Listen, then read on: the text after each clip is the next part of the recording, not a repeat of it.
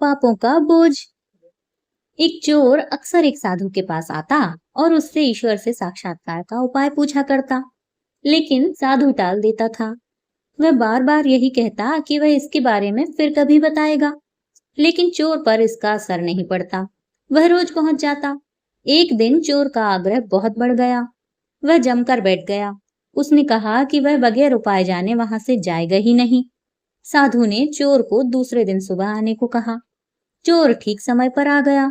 साधु ने कहा, तुम्हें सिर पर कुछ पत्थर रखकर पहाड़ पर चढ़ना होगा।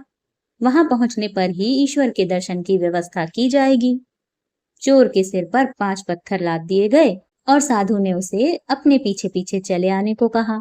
इतना भार लेकर वह कुछ दूर ही चला तो उस बोझ से उसकी गर्दन दर्द करने लगी। उसने अपना कष्ट कहा तो साधु ने एक पत्थर फिकवा दिया। थोड़ी देर चलने पर शेष भार भी कठिन प्रतीत होने लगा तो चोर की प्रार्थना पर साधु ने दूसरा पत्थर भी फिकवा दिया। ये क्रम यूं ही चलता रहा। ज्यों-ज्यों चढ़ाई बढ़ी, थोड़े पत्थरों को लेकर चलना भी मुश्किल हो रहा था। चोर बार बार अपनी थकान व्यक्त कर रहा था। अंत में सब पत्थर फेंक दिए गए और चोर सुगमता पूर्वक पर्वत पर चढ़ता गया। ऊंचे शिखर पर भी जा पहुंचा। साधु ने कहा, जब तक तुम्हारे सिर पर पत्थरों का बोझ रहा, तब तक पर्वत के ऊंचे शिखर पर तुम्हारा चढ़ना संभव नहीं हो सका। पर जैसे ही तुमने पत्थर फेंके, वैसे ही चढ़ाई सरल हो गई। इसी तरह पापों का बोझ सिर पर लादकर कोई मनुष्य ईश्वर को प्राप्त नहीं कर सकता। चोर ने साधु का आशय समझ लिया। उसने कहा, आप ठीक कह रहे हैं।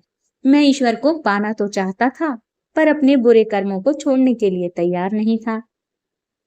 उस दिन से चोर पूरी तरह बदल गया। जो को प्रभु के आश्रय आवे, सो अन्याश्रय सब छिटकावे। विधि निषेध के जे धर्म, तिनको त्याग रहे निष्कर्म। झूठ क्रोध निंदा तज देहि, बिन प्रसाद मुख और न लेहि।